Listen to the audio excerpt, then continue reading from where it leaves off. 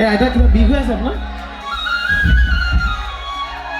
আইতাই বিষ হৈ আছে কিন্তু তেওঁ নিজে নাচি আছে কিন্তু আইতাৰ কাৰণে এটা জোৰ হ'ব লাগে নে হাত চাপৰি